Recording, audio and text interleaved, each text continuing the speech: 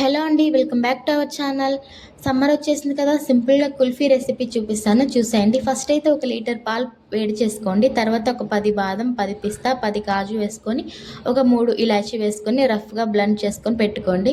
వేడవుతున్న పాలల్లో 1 కప్ దాకా షుగర్ వేసుకోండి. మీ తీపి తినేదాన్ని బట్టి వేసుకోండి. తర్వాత బ్లెండ్ చేసుకున్న దాన్ని పక్కన పెట్టుకొని ఒక 2 స్పూన్ కార్న్ఫ్లోర్ తీసుకొని కొద్దిగా వాటర్ పోసుకుంటా లంప్స్ ఏం లేకుండా మిక్స్ చేసుకోండి.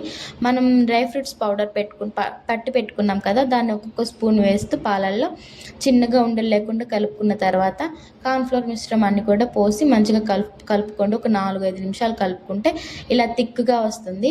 తర్వాత స్టవ్ ఆఫ్ చేసి పక్కన ఒక అర్ధగంట ఉంచుకుంటే అదంతా కూల్ అవుతుంది. అలాంటి థిక్గా కూడా అవుతుంది.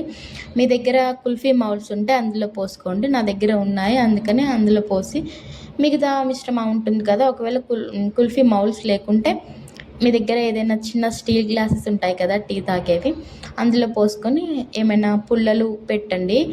చిన్నవి విరిచేసి అందులో సరిపడినట్టు ఆ పుల్లలు పెట్టి డీప్ ఫ్రిడ్జ్లో ఒక 2-3 గంటలు ఉంచితే కూల్ అయిపోతాయి. మనం కుల్ఫీ మౌల్స్లో పెట్టాం కదా, అదైతే ఒక 5-6 గంటలు ఉంచితే కానీ కుల్ఫీ రెడీ అవ్వదు. నాకైతే ఫస్ట్ అయితే గ్లాస్లో పోసాను కదా, అదైతే ఒక 2-3 అవర్స్లోనే కూల్ అయిపోయింది.